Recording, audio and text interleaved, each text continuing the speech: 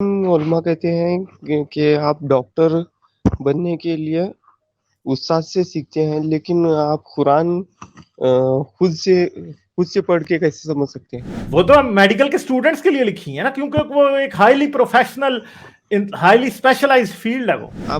آپ سیکھنے کے لیے کس علماء کے پاس جائیں گے؟ آپ سنی پاس جائیں گے؟ آپ اہل حدیث پاس جائیں گے؟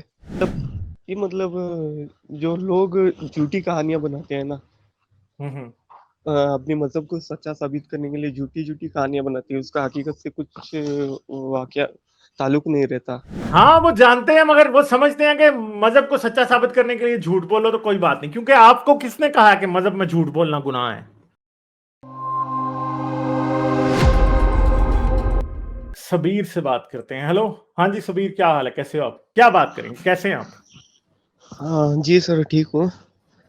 جی سر، مجھے پوچھنا تھا، یہ مسلم علماء کہتے ہیں کہ آپ ڈاکٹر بننے کے لیے استاد سے سیکھتے ہیں، لیکن آپ قرآن خود سے پڑھ کے کیسے سمجھ سکتے ہیں؟ وہ یہ پوائنٹ رکھتے ہیں. اچھا مجھے بتائیں کہ کیا ایسا ہو سکتا کہ کوئی بندہ انٹرنیٹ سے پڑھ کے ڈاکٹر بن جائے؟ نہیں ہو سکتا. مگر قرآن آپ کو انٹرنیٹ پہ ملتا ہے ٹرانسلیشنز کے ساتھ یا نہیں؟ ملتا ہے. اچھا تو کیا مجھے بتائیں کہ مولانا مودودی نے اپنی تفسیر کیوں لکھی؟ اس مولوی سے پوچھے گا مولانا مودودی نے اپنی تفسیر کیوں لکھی. وجہ آپ کے ذہن میں ویسے کیا وجہ آتی ہے؟ سمجھنے کے لیے. اس لیے تفسیر کیا مودودی نے مولویوں کے لیے لکھی تھی، عام آدمی کے لیے لکھی تھی یا مولویوں کے لیے لکھی تھی؟ عام آدمیوں کے لیے. ہاں تو پھر اور مجھے بتائیں کہ جو میڈیکل کے ٹیکسٹ کی کتابیں ہوتی ہیں وہ عام لوگوں کے لیے لکھی جاتی ہیں کیا؟ میڈیکل کے MBBS کے کورس بکس جو ہیں وہ میرے لیے لکھی ہوئی ہیں کیا؟ نہیں. وہ تو میڈیکل کے اسٹوڈنٹس کے لیے لکھی ہیں نا، کیونکہ وہ ایک highly professional highly specialise field ہے وہ. ٹھیک ہے. اور قرآن اور میڈیکل میں تو کوئی میڈیکل کے پروفیسر یہ دعویٰ نہیں کرتے کہ یہ ساری دنیا کے سمجھنے کے لیے آسان بنایا گیا. قرآن نے نہیں یہ دعویٰ کیا. قرآن تو یہ کہتا ہے کہ ساری دنیا کے سمجھ لیں، ہم نے یہ عربی قرآن اس لیے نازل کیا تاکہ تم سمجھ سکو. حالانکہ یہی بات جھوٹ ہے، ہم عربی نہیں ہے بھائی. ٹھیک ہے. تو قرآن کا یہ دعویٰ ہے کہ قرآن سمجھنے کے لیے بہت آسان ہے، مگر میڈیکل کے کورس کا کہیں یہ دعویٰ نہیں ہوتا کہ یہ سمجھنے کے لیے بڑا آسان ہے. ان کو پتا ہوتا ہے کہ یہ سمجھنے میں اتنا مشکل ہے کہ اس بندے کو پوری زندگی پڑھنی پڑیں گی یہ کتابیں.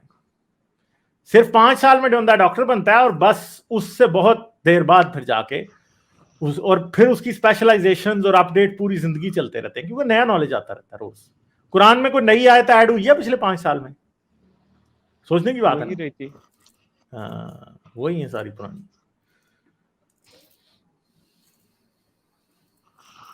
ہاں پر وہ کہتے ہیں کہ اگر قرآن کو سمجھنا ہے تو کسی عالم کی نگرانی میں سیکھنا ہے، ورنہ آپ اس کو نہیں سمجھ سکتے. ہاں تو وہ ان کا وہ ہے نا. پھر بات یہ ہے کہ اچھا مودودی میرا صاحب عالم ہی تھے نا. ایک سوال ہے غالب اس پہ کہ وہ کس عالم کے پاس جائیں گے، وہ کس پہ کیسے تعلق رکھتے ہیں؟ وہ کسی شیعہ کو مان لیں گے اگر ہم شیعہ عالم کے پاس چلے جائیں؟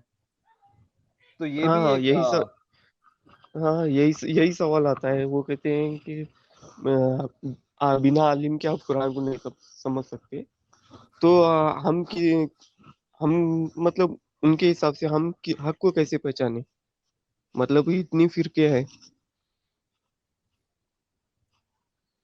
آپ سیکھنے کے لیے کس علماء کے پاس جائیں گے؟ آپ سنی پاس جائیں گے؟ آپ اہل حدیث پاس جائیں گے؟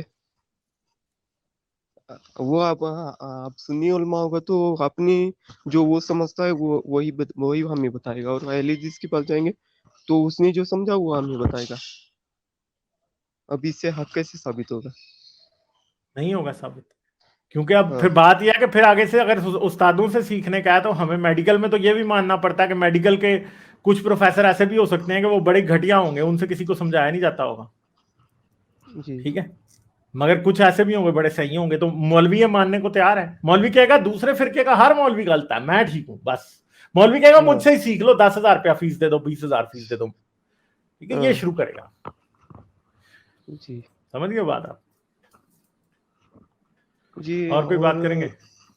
جی اور یہ जो मुसल जो लोग अपनी मजहब को सही साबित करने के लिए झूठे किस्से बताते हैं, मतलब ऐसे बहुत सारे किस्से बताते हैं कि किसी मूर्ति की आंखें निकल आई, वो इधर जो देखने लगी, ऐसे झूठे किस्से बनाते हैं।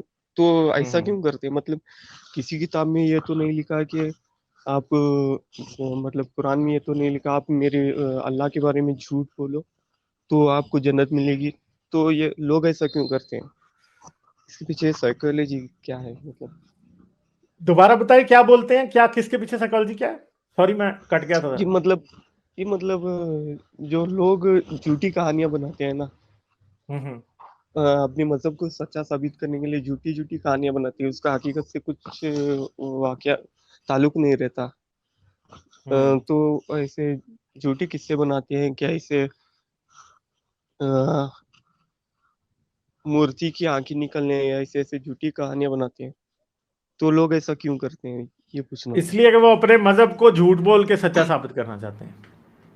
हाँ, पर आपको वो भी पता है जानते एक झूठ को छुपाने के लिए 100 झूठ बोलने पड़ते हैं, तो यहाँ पे एक झूठ को छुपाने के लिए 100 झूठ बोलने पड़ेंगे। मूर्ति की आंखें खुल गई, मूर्ति ने मुझे दूध पिला दिया, शिवलिंग दूध पीता है, फलां मूर्ति दूध पीती है, फलां बाबा के मजार पे जाओ तो ये होगा, ठीक है, हजरत मोहम्मद के हाथों से पानी जारी हो गया था जी, सबने पानी भर लिया था उंगलियों से, ठीक है, ऐसी बातें। ईसा ने मुर्दे जिंदा कर दिए थे, फलां हो गया था, ढिमका हो गया था, ये सब बातें बकवास होती हैं। हाँ, पर वो ठीक है, ईमान रखते हैं, वो अपने धर्म पे ईमान रखते हैं, लेकिन वो ये जानते हैं ना कि अगर झूठ बोलेंगे तो मुझे जन्नत नहीं मिलेगी। हाँ वो जानते हैं, मगर वो समझते हैं कि मजहब को सच्चा साबित करने के लिए झूठ बोलो तो कोई बात नहीं, क्योंकि आपको किसने कहा कि मजहब में झूठ बोलना गुनाह है? इस्लाम में भी झूठ बोलना नेकी है, क्रिश्चियनिटी में भी, दुनिया के हर मजहब में, हिंदुइज्म में भी। वो बोलना इसलिए है कि आपके मजहब का झूठ सच साबित हो जाए, बस, फिर ठीक है। ठीक है, जी ठीक, समझ गए? चलें, और चलें फिर, सही है। जी जी, शुक्रिया, thank you, okay okay, bye. Like, share और सब्सक्राइब करना मत भूलें। इसके साथ साथ आप मेरे चैनल को पेट्रियन पर सपोर्ट कर सकते हैं। पेट्रियन का लिंक वीडियो की डिस्क्रिप्शन में है।